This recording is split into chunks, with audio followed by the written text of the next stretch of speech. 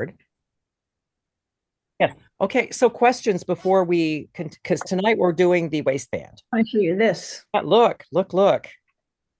It was hell.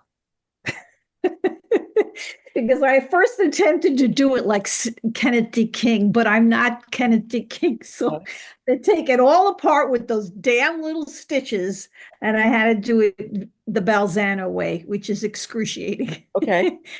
I had to baste everything. Well, basting, if you need to baste, Just shifted around, yeah. but it's in. It was done 2 hours ago. It Okay. took me a very long time. That's okay. You see, this is all practice. You'll get quicker as the more of them you do it. Now, Tatiana, you did yours as well. Yeah, it's almost done. Look, look how good. Makes me so happy. Yeah, and second one, maybe not so perfect. But that's all practice. Yeah, yeah, just little bit, maybe 1 millimeter of a little bit not right, but Yeah. it's okay. Yeah, I'm Well, I'm see, I'm I'm okay about it. Yeah. well, it makes me happy when I see, because God Mhm. knows, I was telling Tatiana before you all arrived that today I was grading the jackets for my FIT students, and it was kind of a slog. I have my method. I when I look at them, and kind of my instinct is this is the A pile, this is the B pile, this is the C and below pile. And so I start with the A's because I'm in a good mood. But then when I start getting to the C's, it's just like, oh, were they here? There was one, it was so completely wrong. And I want to ask this student, were you in class any of these days? Because this is so wildly, completely wrong. So anyway, so it's good to see, people doing good work. It makes me happy. So I, I go did have ahead. a question Yeah, go ahead. um, about that welt pocket. So I've been working on it. Mhm. Now, when I line it up, when I line the welt up at the back, Mhm. um, because of the dart, and my fabric is lighter than yours, Mhm. I don't know if that has anything to do with it, but the dart it looks fine, but then when I put the welt on top of it to place it, Mhm. there's quite a lot of stuff going on under it. Like it's not completely flat, the fabric, because of the dart. Mhm. You're going to So have that because if you think about it, that doesn't live in a flat space. It's going to live on the curve. mhm. So, you know, I find that one thing that you can do, because some people are concerned that too much of the dart catches in that seam. So what you can do if you want to reduce the bulk where the dart intersects the welt is you can kind of cheat it down about a quarter of an inch. So less of the tip of the dart is going to actually catch in the seams when you're sewing that. So that might minimize some of what you're seeing. Yeah, I'll give Well, that you a have to try. work over a ham, Yes. keep on pressing it over a ham, right? So that you keep the shape. Yeah, I did use the ham, and that did make somewhat of a difference. But Mhm. in the meantime, we'll see. I'll baste it on and then see if it helps. Yeah. So, and like I said, if you need to, you can cheat it down just a tiny bit to so you don't have so much of the dart catching in that seam. Okay, Okay. thank you. Okay. So, other questions, comments, hopes, requests? Okay, then. So this evening um, we're going to do the waistband, and so you know the drill. If you have a question, don't be shy about asking. And so I'm going to collapse this down. So yeah. So again, turn on your microphone if you have a question, and we're off and running. Wait, I have a question. The pants Okay. aren't together yet. Right. Because So well, what we're going to do, and this I think will be a kind of a shorthand. You sew the side seam. side seams. Yeah. Because you don't necessarily have to sew the crotch seam just yet. Okay, but so before you do this, you're sewing the side Yeah, seams, you want to right? sew, yeah, you want to sew the fronts to the backs at the side seams. Right, great, thanks. Okay. The waistband is next. I just feel it's fair to show you where we're going before we start, like I've done before. As you can see, there's the underlap and the overlap. We have the waistband with the edge stitching. So you can guess how much work this is going to be. So we should get busy. As you can see, I worked ahead here a little bit as we finished the fly front. So what I did before I continued is I overlocked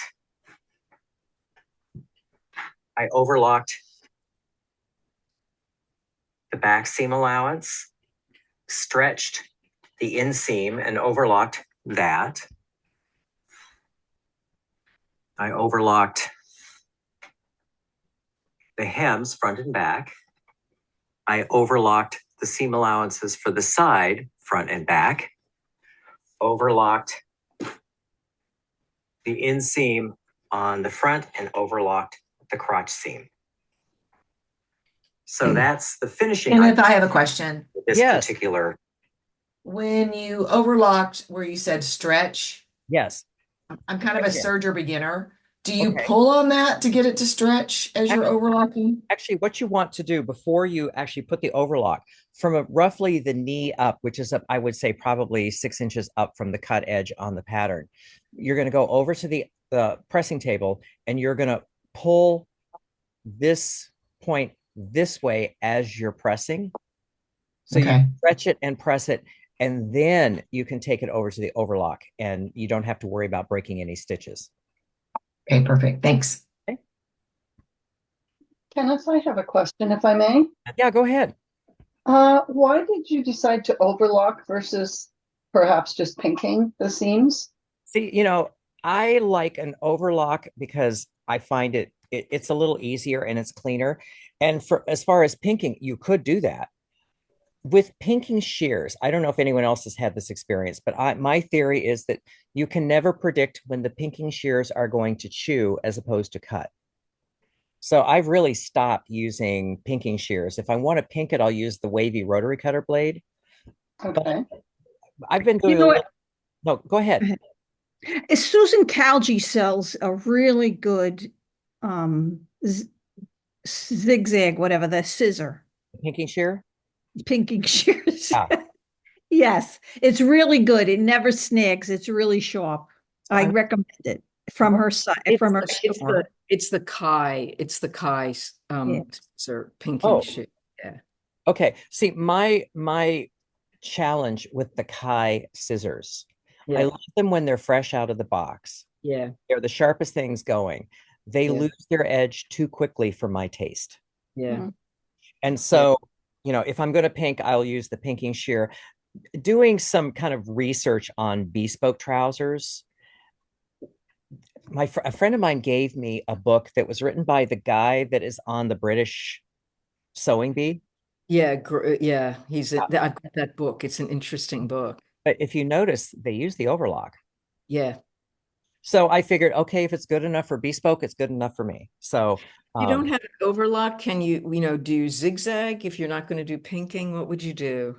You could do, there's a finish called turned and stitched.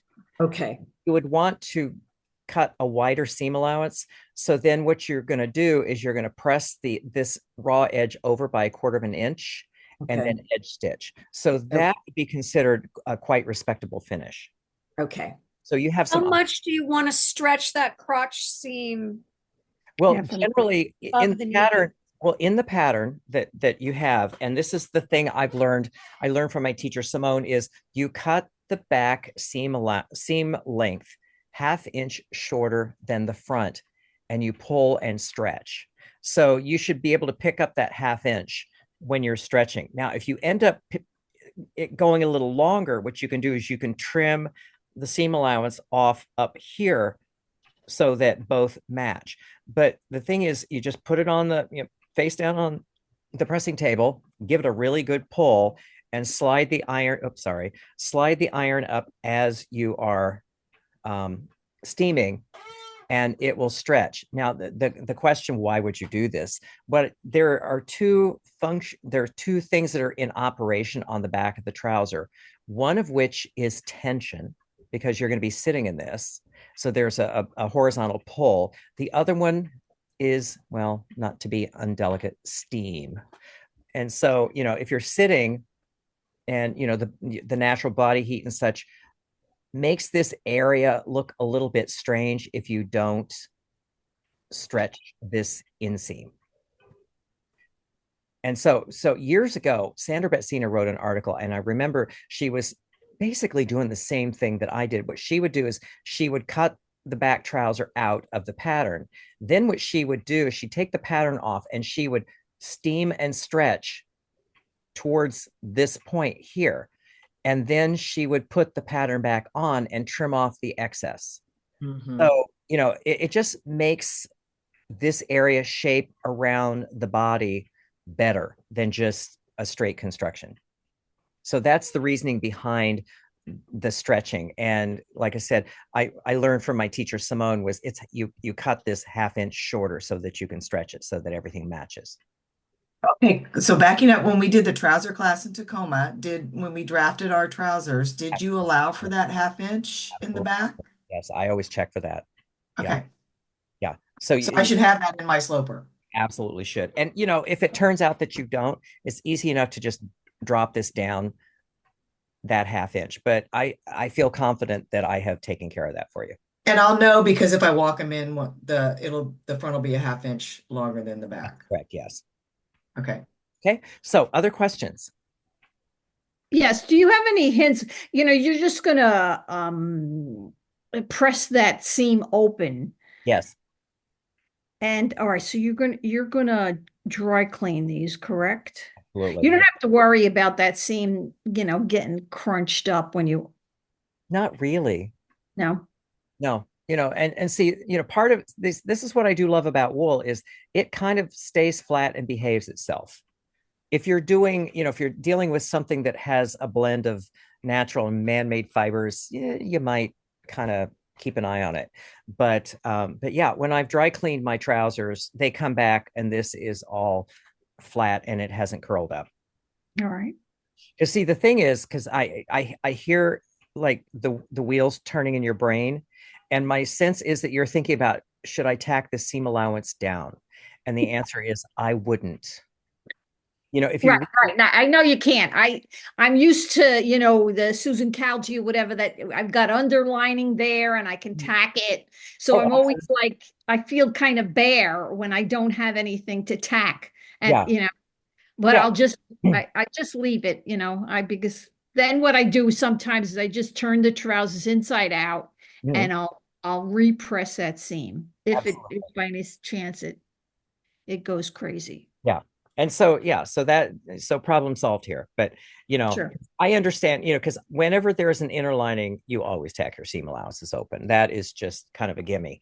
So, but sadly, with trousers, I don't like to make trousers with an inner lining because, especially wool, there's something about the stretch of the wool versus the stretch of the inner lining that I don't think is compatible for a trouser. I think it works quite nicely for a jacket, but for trouser, not so much. Right. Yes, agree. Okay. So other questions? Kenneth, do you maintain that 1/2 inch shorter back inseam if you're using, say, a denim or a cotton corduroy? Absolutely. Yes. Linens? Yes. Any fiber? Any fabric. Because see, another thing I noticed, because I make jeans and I can hammer out a pair of jeans in 3 hours. So, for me, it's no big deal. And so there are times I have, I like to try something different because, if I can learn something, I'm great. And one of the things I found, if you don't stretch this, one of the things that will happen is the inseam will rotate to the front. So, the seam won't actually be perpendicular to the floor, but the whole trouser leg can get a little bit of a twist. And so going back and undoing this seam and then stretching it and re-sewing it fixed that problem. This is good to know. I wish I had known this like 3 weeks ago because I entered that Make It with Wool Uh-huh. contest here in Washington, Mhm. and I had that exact problem, Yeah. So, and I it's didn't know what to do to fix it. and see, and that's one of those things, it's kind of kooky. And like I said, I wouldn't have known that, but I just tried it. And, I put them on and I thought, well, what the heck is going on here? And so then I thought, oh, I didn't stretch that half inch. And so I thought, well, okay. So took the seam out, stretched the half inch on the back, trimmed it off at the top, and sewed it all back together and put them on, and it was fine. So it's just a good little thing to park behind your ear in case you need it. So for people who would say pull a pattern out of the envelope and sew up a toile and then try and perfect it in terms of fit, Mhm. they should also stretch that back area before sewing up on the artificial Absolutely. garment. Otherwise, you're going to end up with wrinkles that Absolutely. don't Yeah. translate. Okay. Yeah. So whatever you're making up for your muslin, you want to duplicate what you're doing in the garment on the muslin so that you create the Right. same conditions. So yes. Okay. Okay. So Would this apply also to like a culotte or a palazzo pant, something I that's got a would, lot more volume? it would probably not be as crucial, but I would still do it. Okay. This is something Simone was adamant about, that on when you're drafting a trouser, the back inseam has to be a half inch shorter than the front. And the stretching is really from the knee up. And so if you want to figure out where the knee is, you put the hem of the trouser kind of where the crotch, like right here where the crotch depth is, and where it folds is your knee. So that if you're looking for kind of a general rule to figure out if you have a pattern that you're working with, how do you find the knee if it isn't marked? That's how I do it, is you just fold the hem of the piece so it hits the crotch depth. It just seems counterintuitive, doesn't it? Because you assume that there is more ability for the fabric to conform to compound curves as it is. You've got the bias that can just organically pull on its own. Mm-hmm. But when you're talking pulling and stretching and pressing, you're getting rid of that, and yet you're saying it fits better. Well, in this I'm area, not saying I disbelieve you, but it just seems like a really interesting concept. yeah, and I wish I could understand the physics of it myself. This is one of those, because I don't like to say this too much, and I tell my students the same thing. There are times whenever possible, I like to explain why you do a certain thing, but there comes a point where I say, do this because it works. And so I don't understand the why, but I just know that it works. And so I just I do it in all the trousers or jeans or any other kinds of lower bifurcated garments, as they would call them. I just find it works better. Are there other areas, say around armholes and that sort of thing, particularly curvaceous shoulder, upper back curves, Well, where this would apply, or just this sort of compound curve this is around kind the of a area? one-off. This is kind of a one-off thing here. So, Okay. if you're working with armholes, one of the things that I like to do right after I cut it out, before I do anything, is I will stay those curves with stay tape. Mm-hmm. Because most people, they'll start sewing it and they may stay stitch it, but that's going to stretch that armhole even like a quarter of an inch, which I don't necessarily like. So I like to stay the armhole right after I cut it before I do anything else to it, so that it is locked to a fixed length. And so kind of in the finished garment, it shapes better around the torso as it joins up to the sleeve. Okay. Okay. Thank you. Okay, so other questions? Okay, then, well, let us continue. And as you can see, I sewed the side seams and pressed them open. Now, one thing you kind of have to do on this back pocket, I didn't want this to overlap there when I was pressing, so I took the machine basting out, and I will sew that machine basting back. And so one other little finishing thing that I want to do, let me get my hand in here. at the base of the pocket here, I'm just going to make a hand thread tack to tack that seam allowance down so it lies flat. Then once I've tacked these down and tacked this down, I can continue construction. So Vicky, you see there is a little tacking. So you Yes, have great. All right, I have. Do you have? Everybody has this. It seems to has this trick for this. The hip hollow. Do you know the hip hollow? You put something in that seam. That I don't know. No, that's something. Sometimes they'll put like the end of a fabric, which is what is called what? The salvage. They'll put a salvage in there. Yeah, you see that's something I've not heard of, so I really can't speak Right. to it. Okay, thank you. Okay. Now you can see here that is the hand tack to hold the seam allowance flat against the front. And so now, let me just open this out.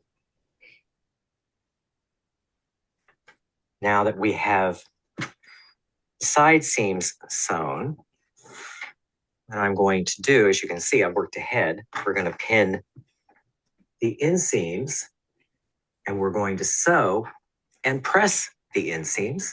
So I will do that and I will bring you back the results.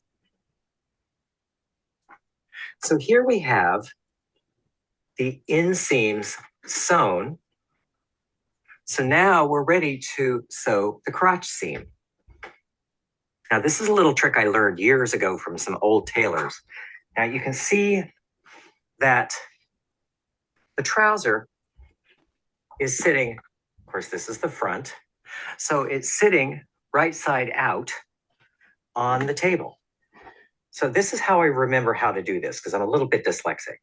So what you're going to do is you're going to reach in and you're going to grab the inseam of the trouser leg opposite where you reached in, and then you pull. And what will happen here is that you'll get one leg inside the other, and then what we can do here is match the seams and pin the crotch seam. So I will pin the crotch seam and I will bring it back for you to see. Now you can see I have pinned the crotch seam all the way around to here. As the stitching that we sewed when we sewed the fly is right about there. Now, I have this mark right here because we're going to sew from here around to here with the standard 2.5 stitch. But we're going to leave this unsewn for now because the next step we want to do is to add the waistband. And so we don't want to sew this seam just yet. I will go over to the machine and sew this and bring you back the results. So here we are with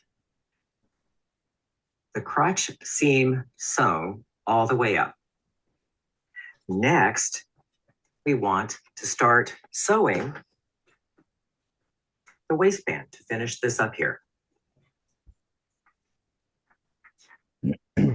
Before we work with the waistband pieces, we take the two fronts. These are going to be on the outside. And as you can see, I have fused interfacing to the piece. I am also taking a 1/2 inch wide strip of the same fusible interfacing cut on the straight of grain because we want to stay the waist seam so it doesn't stretch. So this will center roughly on the stitching line. And if you have to stretch it a little bit to get it around the curve, all good, because you don't want this edge here to stretch. So that's what we're doing here.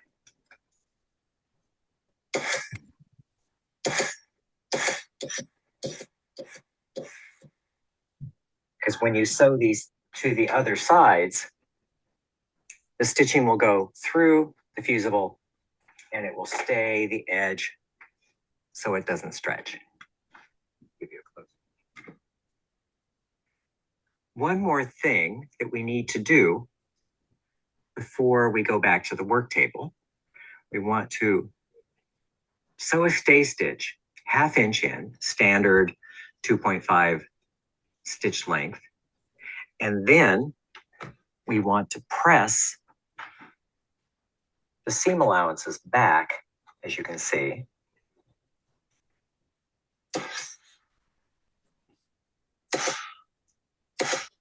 Now, just to orient you, the ones with the fusible are going to be on the front. This is going to be the part that faces the back of the waistband, just so you're clear about what pieces we're looking at here.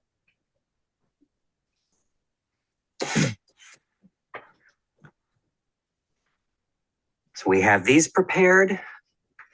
Let me show you the result here. There you go. So this is going to be the inside of the waistband. These are prepared. So now let's go pin the two together. As you can see, I have this one pinned together. We're pinning the top waist edge of the two together. This is the front. This is the reverse. We will pin this together and sew. That's really our next step. I have found it's a little easier to sew this seam and turn it and press it before we actually set this onto the trouser. So off to the machine, I will sew both of these together with a standard 2.5 stitch, and I will meet you at the pressing table. The side that has the interfacing is the inside, not the public side? No, the side with the interfacing is the public side. The side without the interfacing is going to be closest to the body. No interfacing close to body. That's correct. Okay, we good? Is a little pressing trick that I use. As you can see here, I have used the pinked rotary blade to trim the seam allowances to about 3/8 of an inch. And this is going to help me open this up. Now, this is what I call stretching and pressing. You're pressing in an opposing crease. You want to make the raw edge longer than the stitching line. So how you do it is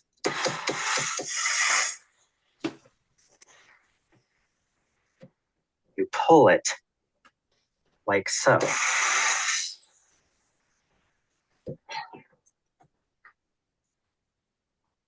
So yes, you've made the raw edge longer than your stitching line.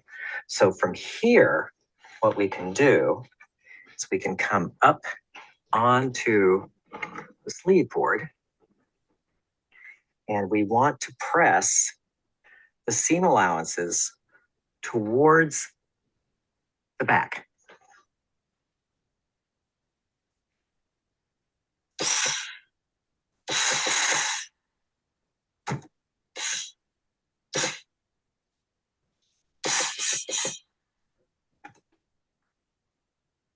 So there we are. And now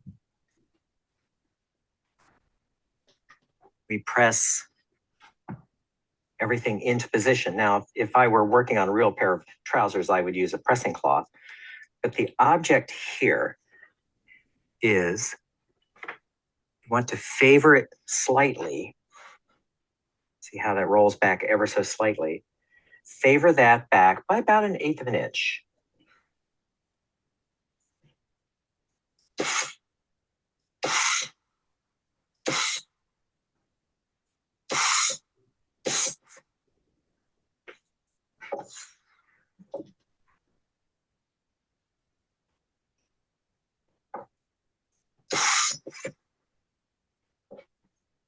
Okay, so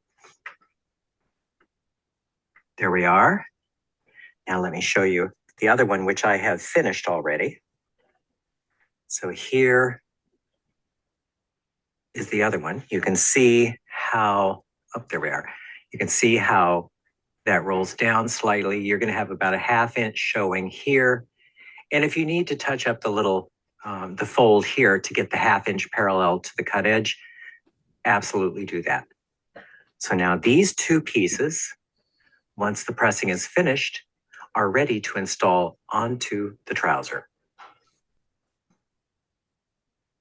So here we have the two waistbands and we have the trouser.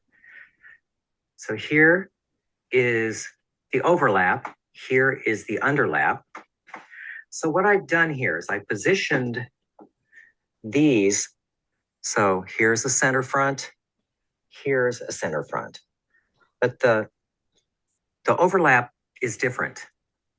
Actually, the underlap is the zipper shield is going to extend out past the center front. On the overlap where the fold here is, this is where you want to mark that little snip and make sure that then lines up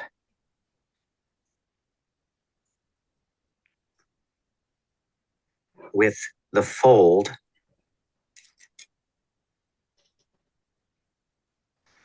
because we're going to be losing some of this here on this side. So again, that little snip lines up with this folded edge, and then we pin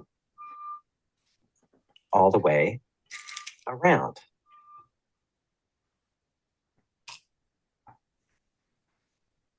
So as you can see, we pinned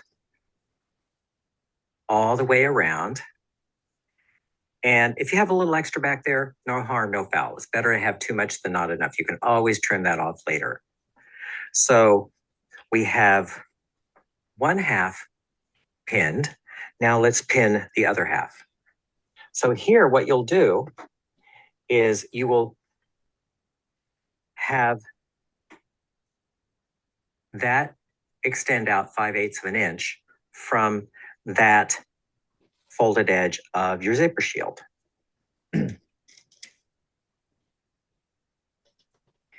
Then again, we will pin all the way around.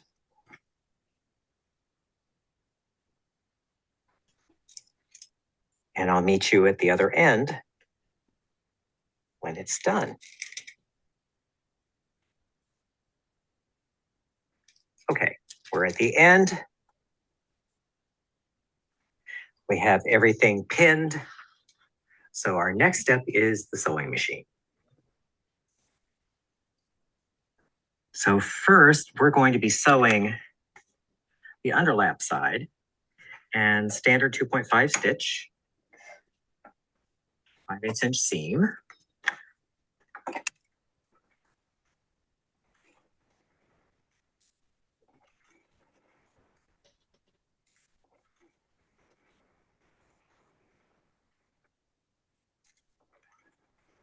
Okay, coming up on the end.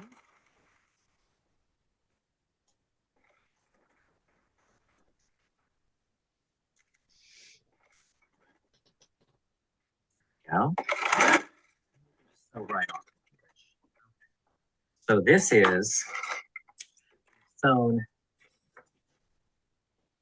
the underlap side. There's a zipper shield that is roughly center front. Now, we're going to be sewing the overlap side. But to begin that stitching, we want to begin the stitching with the machine based, and I'll show you why in just a moment. So again, machine base 5.0, and you want to sew this with the machine based for, oh, I'd say about 3 inches or thereabouts. And then shorten the stitch back to the standard. Now I'm going to stop here for a moment and I'm going to show you why. So let me just pull out a little bit. Sewing the machine based on the overlap makes it so that, because we want the seam to read straight across in the finished trouser. So when we pull, here we go, okay. We pull that up, and we also want to see, is it going to be level? And you can see here, yes, indeed it is. If it wasn't level, you could always go back, take that stitching out, move it up or down. But see, the object is you want that to be straight across. So now that I know that it's level, I can finish the rest of the seam, and then we will go over to the pressing table. I'm back. So just to walk this back just a teeny bit, after you've finished sewing the seam, you would go back again here and just shorten your stitch to the standard 2.5 to sew where the machine based was. But the object here, and this is just a little workaround that I figured out, because I found if I don't do that, I'm going to get a mismatch right at this point. So yeah, so you'll go back and you'll sew a 2.5 stitch over the machine basting. So is everyone following? Kenneth, Yeah, go ahead. when you were actually creating the pattern for the waistband, Yes. I don't remember you allowing that extra extension for the Well, you see, overlap. normally this is what's called a contour waistband, which is different than just a regular waistband. Simone always taught us not to draft a pattern for the waistband. She would have us cut it on the cross grain, and you would have it double the height of the waistband plus the seam allowance. She'd then have us press it in half lengthwise and then stretch the lower raw edge of the waistband to get that shape. And she would also say that sometimes you may want to stay this here. But since this is a contour waistband, I tend to just draft this. Just essentially when you're drafting, you draft it kind of parallel to this part on the waist, and you would add the extension over here so that you have enough for the underlap, but you can always trim it off on the overlap. Now, did that make sense? So you drafted that when you were in the first video. I just watched it again today. Yeah. You actually drafted the overlap in I the included waistband. that. Yes, I included that on the waistband draft. Yes. Okay. Okay.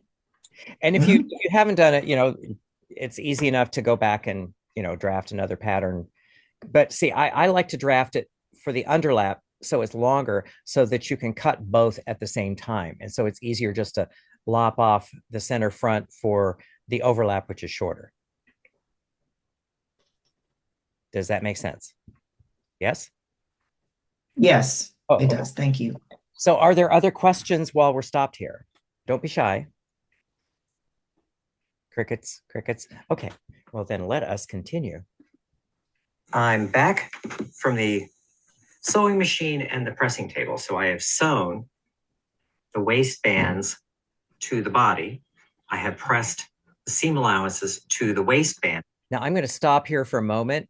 You can go back in here because we pressed all the seam allowances towards the back of the waistband. You can go back in here and sew an edge stitch, but on the underlap and the overlap, really, I don't take it all the way across. I'll stop at roughly the center front because we're going to have to do some finishing, and sewing the edge stitch all the way across is going to limit what we can do. So I just wanted to point that out here. And so now, before I finish the ends, this is where I want to sew my edge stitching. As you can see here, what we're doing is we're sewing all the seam allowances so they sit against the facing. But I like to, and this is where I put the pin, I like it to stop there because that's going to give us a little extra room to work here. And then on the overlap side, you can see here, I put the pin here because there is the top stitching. And so I want the edge stitching to end right there. So the next step will be finishing these two ends.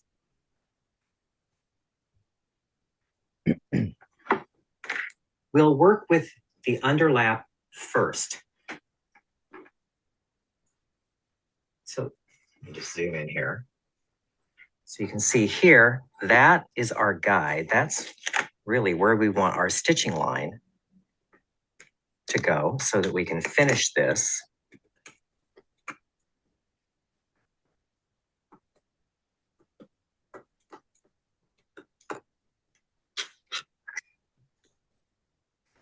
So we will mark that like so. That is our stitching line.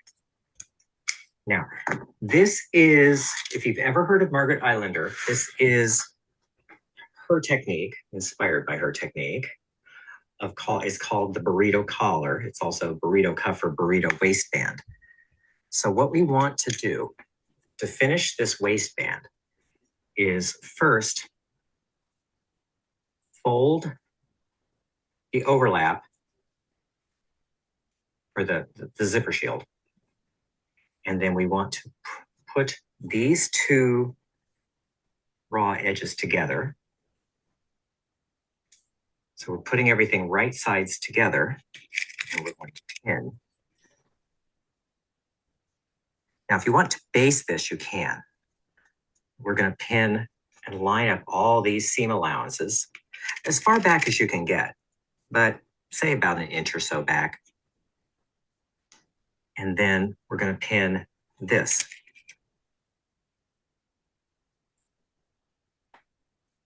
As I'm going to talk about it, then we're going to go over to the machine and actually execute it.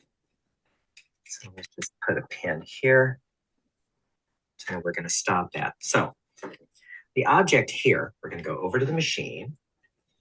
So we have all the layers inside. So it's going to look like this. Everything is contained within. You don't want to catch any of these layers when we sew this seam. We're going to sew from here down to here, down to here, and then along here.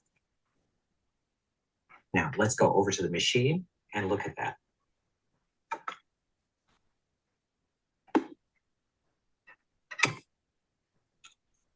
So here we are. We're going to sew along this seam here.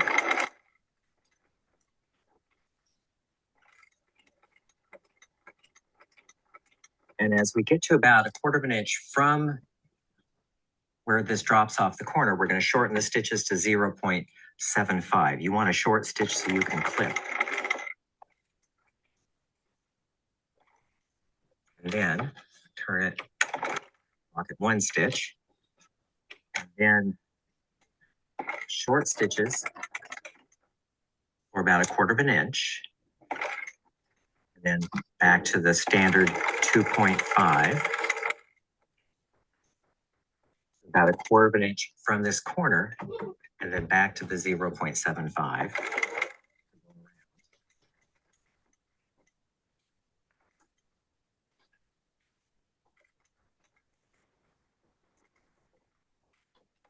Okay, let's take this out of the machine, review what we did. All the layers pinned. Started here. We sewed down to there, over to here and back. So at this stage, what we can do, well, I'm just sitting here with my scissors, you can clip that corner, and having the short stitches there enables you to clip that fairly close, and clip that and grade down your seam allowances. The one on the facing seam allowance 1/4 of an inch, body seam allowance say 3/8. Now, this is where the magic happens. Turn this right side out. First, you want to coax everything out with the end of the point presser or the point turner. And then you can push gently, gently, gently, gently, gently. So what you got here is a very clean corner there. It cleans it up from both sides. It's going to make finishing all of this easier. So I will go press this and meet you back at the work table so we can finish the overlap side. Let's just look at that for a moment. Isn't that beautiful? Okay, enough admiring. I'll meet you back at the work table. So we have this all pressed and pinned. So now we want to resolve that end there. So put this over like so. And again, we want that line to finish up. Just take the ruler.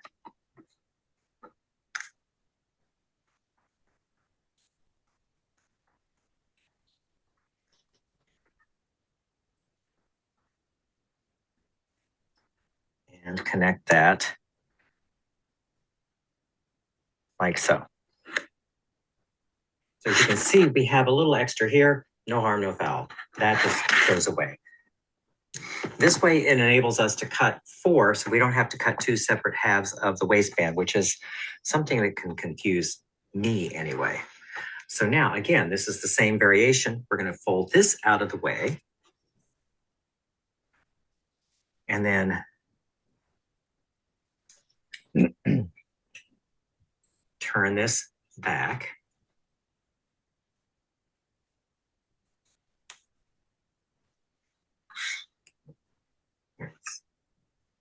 So as you can see again, that's folded out of the way. Turn this back. And we're going to put these all right sides together. Make sure that these 2 ends match because you want them to match.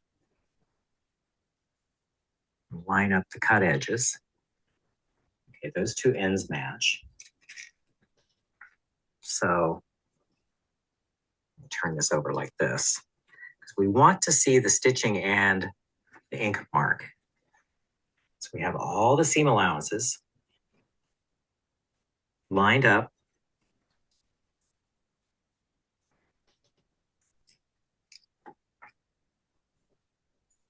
And I'm going to pin that.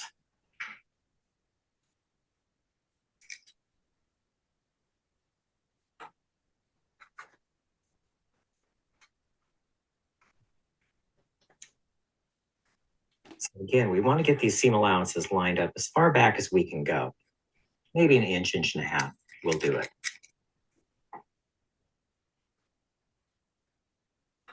So as before, we're going to sew the mirror image. So we're going to start here, sew down to here, down to there, and down to here. So as before, I will meet you at the sewing machine. So we start about 1/4 inch or so, 3/8 from this intersection, 0.75 stitch length, so it's short. Right on that line. Turn it, walk it 1.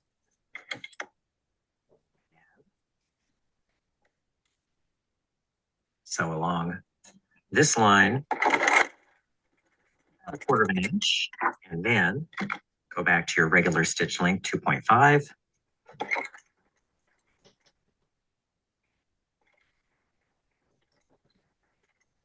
To about 1/4 inch from this corner, 0.75 again. and then turn.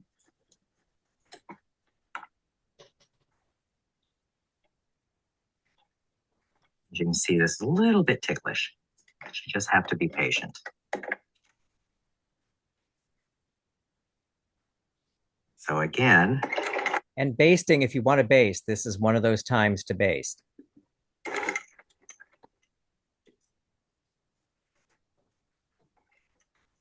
On that stitch line, about 3/4 of an inch, and then standard stitch length, as far as you can go, which is, I'd say, about 1.5 inches. Let's just see. Here.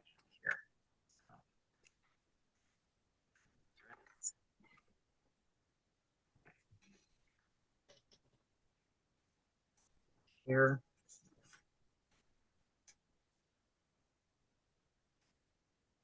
Yeah, that looks good. I'm okay with that. Okay, so now, again, that's why you like really sharp, good scissors and short stitches so you can trim close. And go about 5/8 of an inch here. Put that corner there.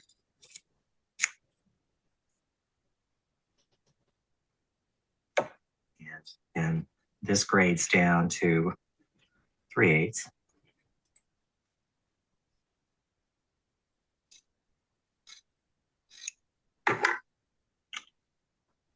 That's what that's going to look like. And as before, this is where the magic begins. Let me pull out a little bit. There. And dun, dun, dun, dun, dun, dun. I just feel like I should have a drum roll sound effect for this. Go in there with your pinky finger if you need to.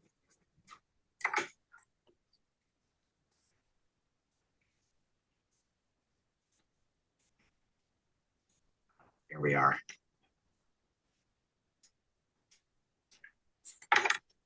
Tug. So again, that is what it looks like before pressing. Again, you have a nice, clean little corner there. So I will press this and meet you back at the work table.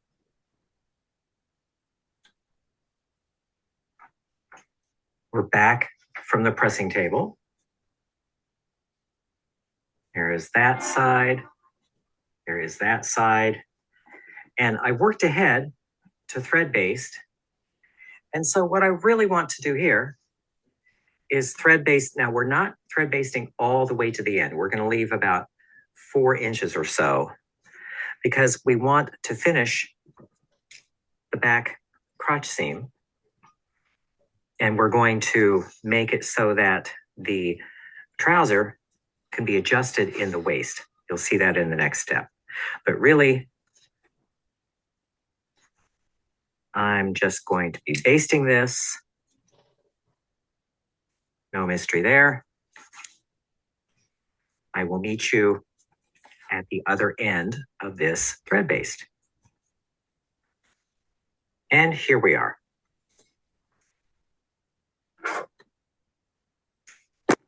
So we have the trouser waistband in. The next thing we will do is address center back seam. This and this. But let's just enjoy it for a moment, shall we? Isn't that lovely? So, questions? You probably mentioned it, but I want to write it down to remember for sure. Okay. What type of interfacing are you using on the? This is what's called a fusible weft. You could use a fusible tricot. Those are the two that I tend to go to those are kind of my go-to interfacings. If you want something a little stiffer, you could use the fusible woven. Thank you. Okay, so are your brains full yet?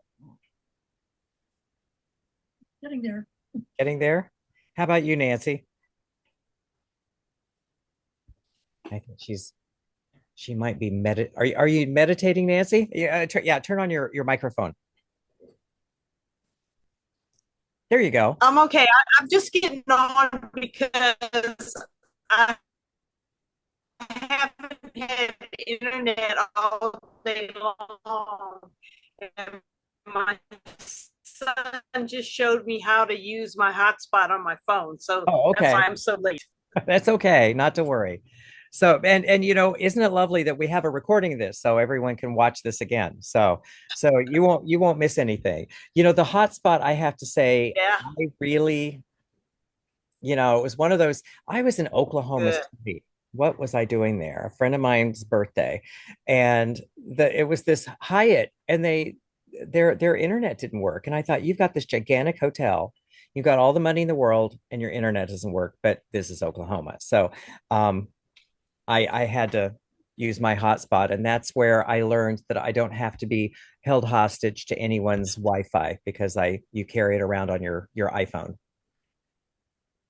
So, questions, Yeah. comments, requests?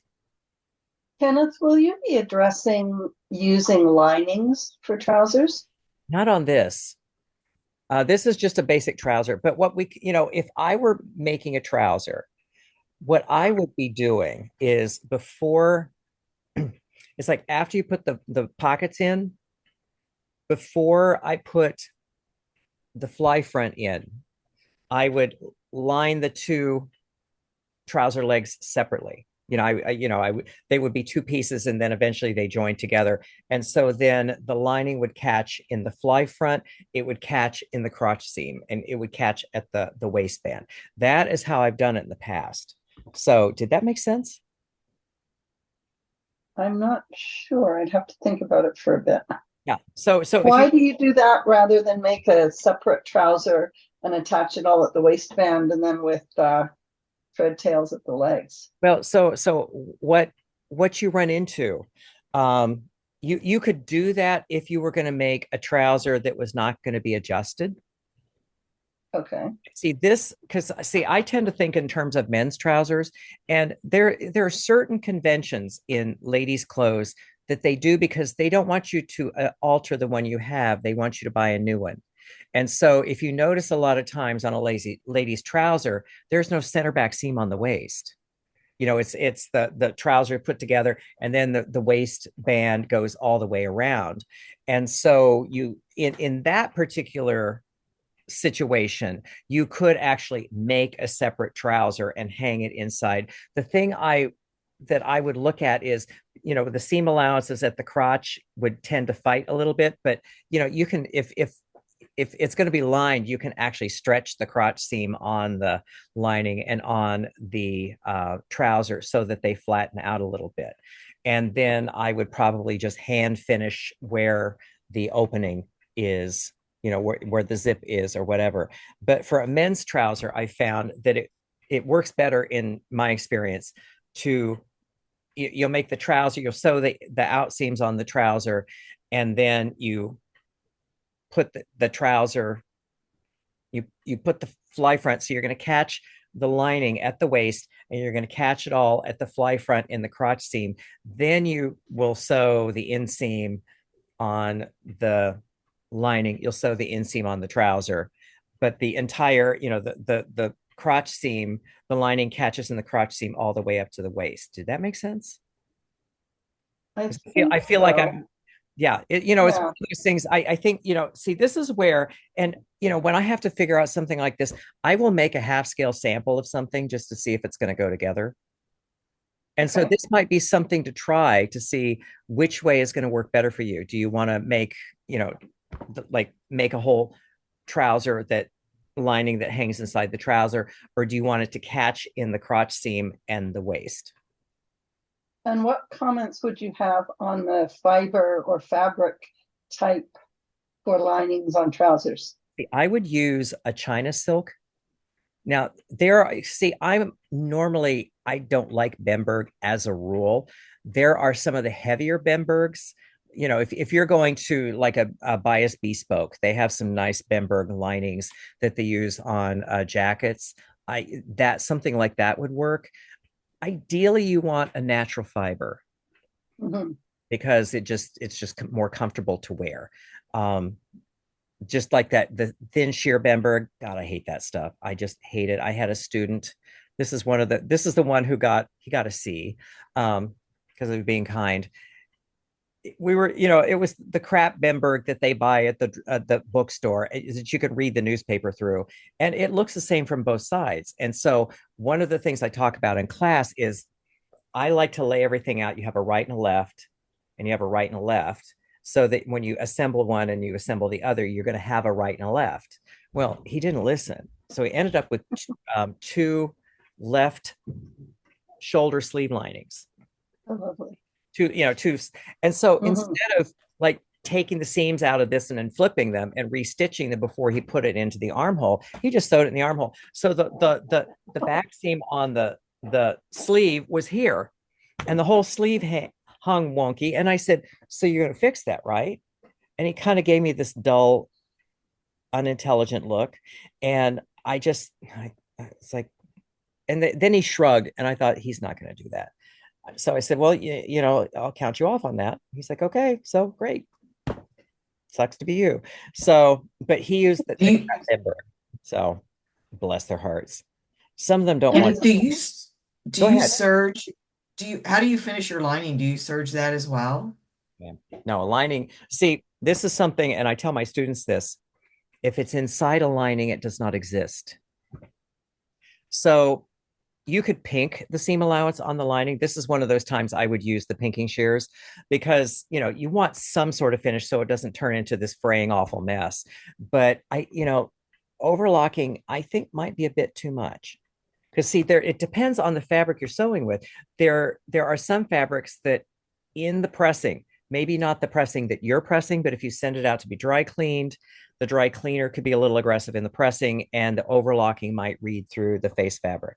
So not having that finish on the lining could keep you from having some strange press marks when it comes back from the dry cleaner. Did that make sense? Yep. Oh, good. But you would still serge the fashion fabric. Absolutely. Okay. Yes. Because see, generally, if I'm lining a trouser, unless it's white, if it's white, I line it all the way down to the hem. Because a white trouser, no matter what they say, you line it with white because your pockets are going to show, your seam allowances are going to show, your underwear might show.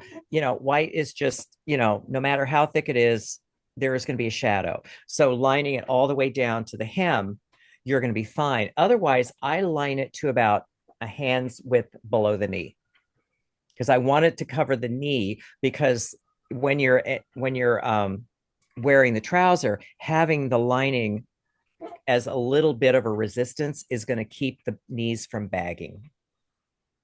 Okay. So now, you brought up white trousers or Yes. any light colored trouser. Right. Being that I'm African American, I've always been taught to wear a flesh tone underwear. Mm-hmm. So somewhere along the way, somebody said, well, you would make your pockets in that flesh tone, but keep the brightness of the white, line it in white, Mm-hmm. and therefore your pockets wouldn't show through. Do you have any experience with that? I saw an article in Threads about that. And, if you don't want a lined trouser, because in certain climates it's a little uncomfortable, I think that is a good workaround, so that you wear a flesh tone undergarment and your pockets and so forth are the same color. That you're going to get a little read through on the seam allowances, but nothing's perfect. So if if it's because in the South, even something with a lining in the summer, if you're going to wear a trouser, it's kind of like it'd give you heat stroke or heat rash. So that is a good workaround. Yes. Thank you. Okay, so other questions? Yeah, Kenneth, I have a question about construction. So when you did the inseam, Mhm. which way do you start? Bottom to top or top to bottom? Like, What do you mean, as far as the sewing or the yes, yeah, the sewing. When you're sewing your inseam and you're stretching it to fit, you've pressed and stretched. So which way do you start your sewing so from the top to bottom? That's a good general rule, is if you're sewing top to bottom. I'm not so bound up in directional sewing. There are other people who find more, they're a little more dogmatic about it. When you're pin basting, and this is something I learned years ago from the old tailors, and Simone kind of reinforced this. There's pinning perpendicular, there's pinning parallel to the seam, pinning on the seam, and then there's pinning perpendicular. Now, debates rage. Some people will defend to the death that you've got to pin it perpendicular, and some, you got to pin it parallel. And, depending on what I'm doing, it's one or the other. But when you're pin basting, and I use a lot of pins, you're kind of basting it together, or you could even base the seam. And if you base the seam, basting is half sewn. That's what the old tailors used to say. And so you don't really have to worry about sewing bottom to top or top to bottom. But just as a good general rule, I think sewing from the top of the garment down, I find it a little easier to get through the machine. Okay, thanks. Okay, so other questions? Do you ever sew with the walking foot? Absolutely. And see, this is one of those things. When I first, this 100 years ago, I had this really wonderful customer who I adored, and she wanted a big velvet cape, floor length thing. She said, and when we were talking about it, she said, think the movie French Lieutenant's Woman. There's in the trailer for that movie, Meryl Streep is in this cape with this big hood, and there's wind blowing around. And she said, think French Lieutenant's Woman. And this cape was 16 yards of velvet. It was, and I said to her, it's going to be like a theater curtain. She said, I want to sweep into a room. And I said, and so you shall, but, theater curtain. So those seams, because what I did is I cut it flat in the front, because this is one of those physics things that I don't entirely understand. But she made a comment, and I've observed it myself. A circular cape ends up between your legs, like a circular skirt ends up between your legs. It's just, the fabric has nowhere to go.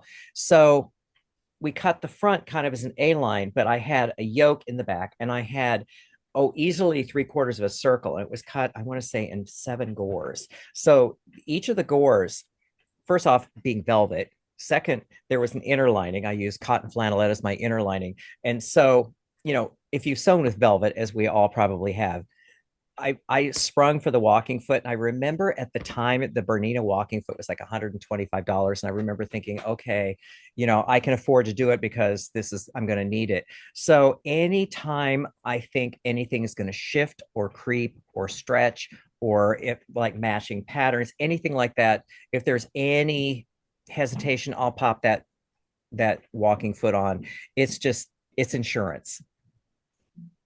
Now, so another kind of side thing, when especially when you're sewing velvet, or if you're sewing other thick fabrics, something to know. There is a thing they say, that the thickness of the fabrics eats stitch length. So, if you're sewing a thin cotton, you can use a shorter stitch because it's not thick. But if you're sewing like 2 layers of velvet with inner lining, what I found was I use at least a 3.5 stitch length and a half 0.5 width. So I sew with a slight zigzag. So it gives that seam a little bit of give, because if you don't, what you're going to do is if you sew it with just a regular straight stitch, you're going to get these weird little ripples that do this on either side of the seam. So sewing it, and with the walking foot, but sewing with a 3.5 length, 3.5 or 4, and a 0.5, like 0.5 zigzag, is going to make it so that seam will be straight. You're not going to get any weird ripples. It'll press open beautifully. It fixes so much.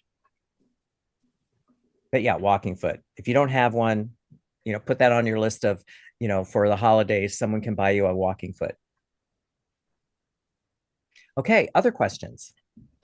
I just have a question about the crotch seam. Are you Okay. going to go over that? You didn't press it or you didn't trim it or anything? Is No. that To see what we're going to do in the next video, when we sew the crotch seam, because the seam allowance is going to be wide at the top and narrow down. So that's going to give you a little play if you want, if you want to let it out or take it in. But what I found on that crotch seam is I will actually, what I did with the top of the stitching line on the waistband where I do an opposing stretch. right? What I found is for the deep part of the crotch between the fly and like about 7 inches in that where it's called the saddle, I will actually stretch that seam allowance so that the seam allowances then will fold over, because you don't want to clip that obviously because you're going to weaken the seam right there. So but that'll be in the next video. So that's how I handle that. All right, thanks. And then I just have another question. I always have a problem when you're folding facing over and you folded it I mean, you pressed it right away. Yeah. And if I ever press it right away, it gets all wonky and I have to undo it. So what I tend to do is I don't do the initial pressing. I will only press it under after I have folded the facing down. Yeah. You can Any, do that. there's no cons with No, doing that. there's, see, these are certain things, and we all have them that we know that when we do this, if we do this, it's going to turn out well. If we do it that way, it's not. Right. Completely legitimate. So I've never been able, I know you're a master, never been able to get that fold in the right position. yeah, If I press it first. but that's, so, I get lucky in certain things and there are other things that don't work for me at all. So, yeah, if you have to turn it up later, absolutely. No harm, no foul. All right. Okay. So other questions? Yes, go ahead, Ruth. Could you turn on your microphone, please? Oh, and I see someone that has. Well, maybe I can leave this till everybody else is done. No, it's go a ahead. throwback question to one of the very first videos, actually, regarding the pocket. Okay. So the only question I had where I got stuck was the French seam. Yes. When we were at that part, I wasn't sure when I was watching the video how far you extended the sewing of the French seam. It blended into the green part of the fabric, and then I couldn't tell where you stopped. Are we talking about the one with the stay or the one without the stay? With the stay. With the stay, you take it all, I would do the French seam all along that line. Right over the green, your green. Yeah, because you're going to catch some of that in that French seam. And that's okay, because it'll finish, it'll finish. Right. I'm sorry? Did that answer the question? I think so. I just wasn't sure where to stop the sewing of the French seam towards the end. From the center all the way over to the side seam. Okay. All right. Okay. That's good. That's great. Good. Yeah. Okay. So other questions? Okay, since we're on that subject, okay, I found that French seam was too close to where the pocket ended, right? The pocket thing. So when I drafted things, I put the pocket bag down away from the opening. Absolutely. And so that you would catch some of it in the seam. Yeah. Mm-hmm. There's not, I had some bulk there that I had to get rid of. So there's no cons in your mind about putting that pocket, making that part of the side seam. No, if it finishes better, get it, yeah. Because I just thought, it was just too close. It was just too close for comfort. Yeah.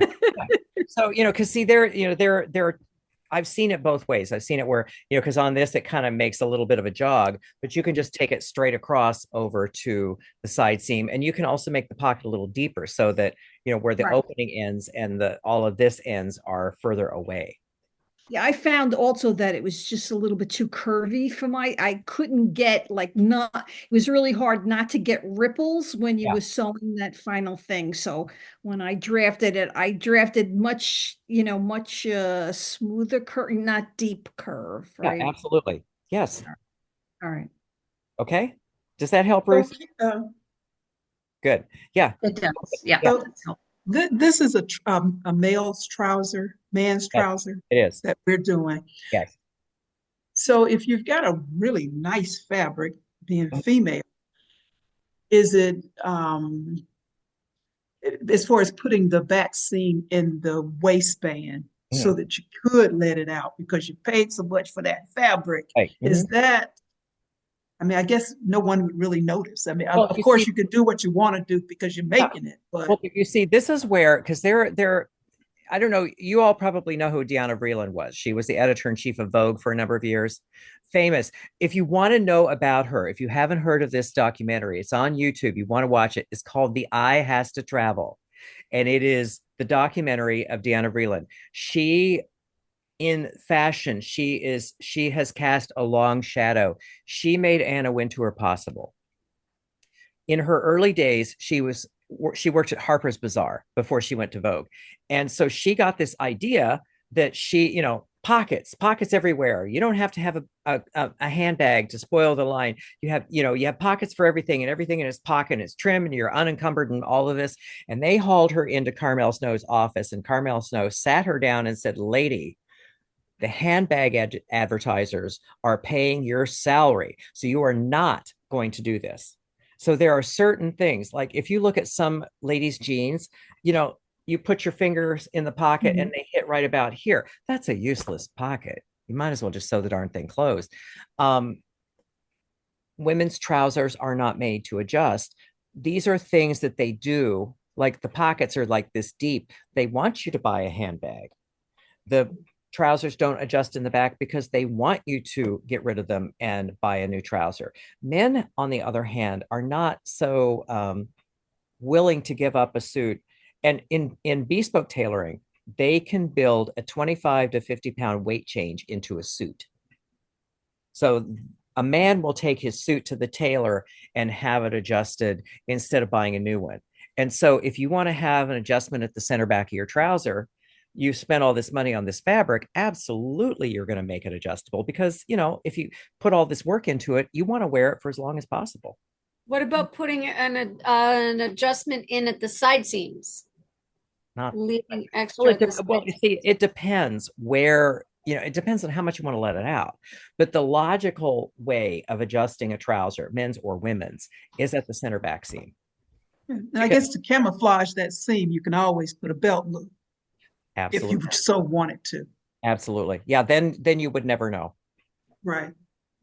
So, and so also, if they're looking that closely at your center back seam, they're not looking at your trousers, lady. Well, hey.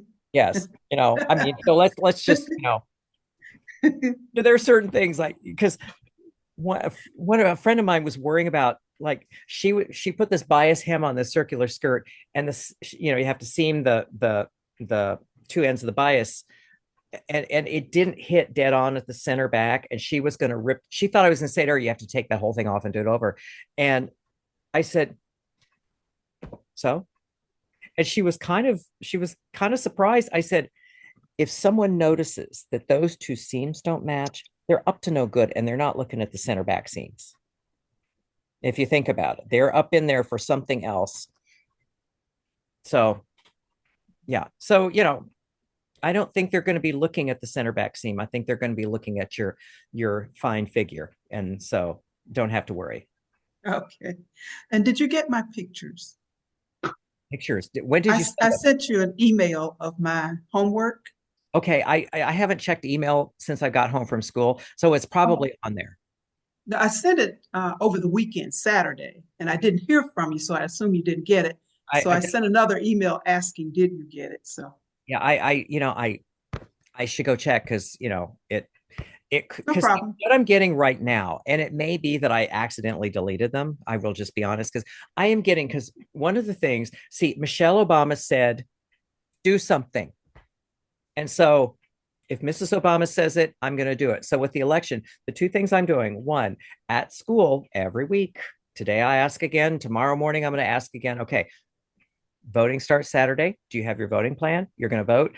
So I have that every single day because that's something I can do. And the other thing is there are certain people I listen to, and when they say, okay, this candidate needs some help, I mean, I'm not spending a lot of money, but I'll donate here and there, and I get 8 zillion political ads, like Dunning for more money. And it may have happened that it slipped through. So, if you could send No it problem. again, yeah, I'll have a look Sure. at it. I will. Thank you. Okay, so other questions? Just further to what Paula was saying, if I'm understanding her correctly, I have over time sometimes put a center seam in a back waistband, and never once has anyone said, "Oh, are you planning on adjusting them?" See? And believe me, I have a family that if they thought that, they'd say that. Yeah.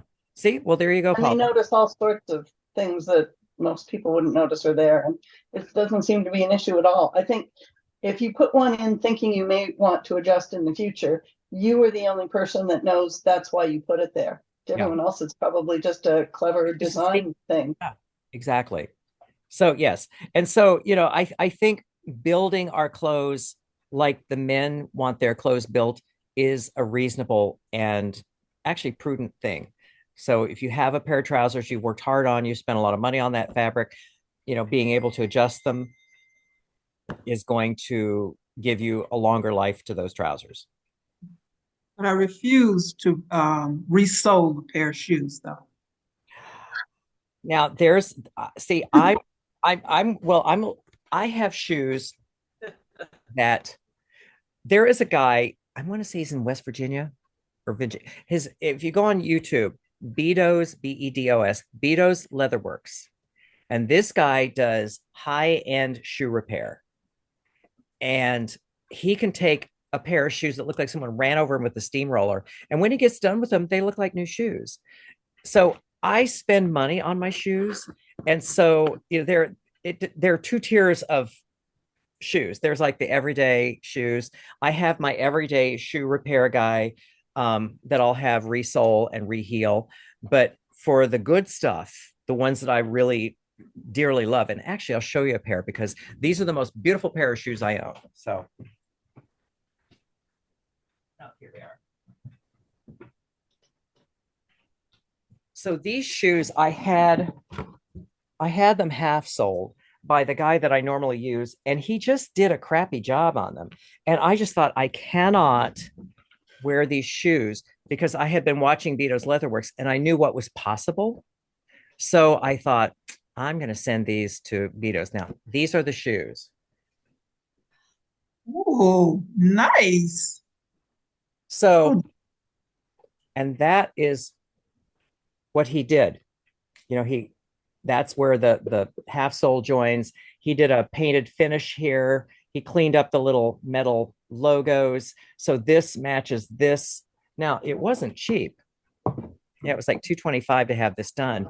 But I spent a lot of money on the shoes. I love the shoes. I don't wear them very often, but they are the most beautiful pair of shoes I own. So I will spend money to resole shoes. Not every pair. I have some of the like junky summer shoes, but the good shoes, and I have a lot because I have been collecting for 40 years. I have shoes I bought in college that I still wear. Yes. I will spend. Yeah, cool. Okay, so other questions? Well, then I think our work is done. So, as usual, I will download everything. I'll either send the links today or tomorrow, and the link for next week. And I will see you then. Let me turn off the recording here. Stop recording.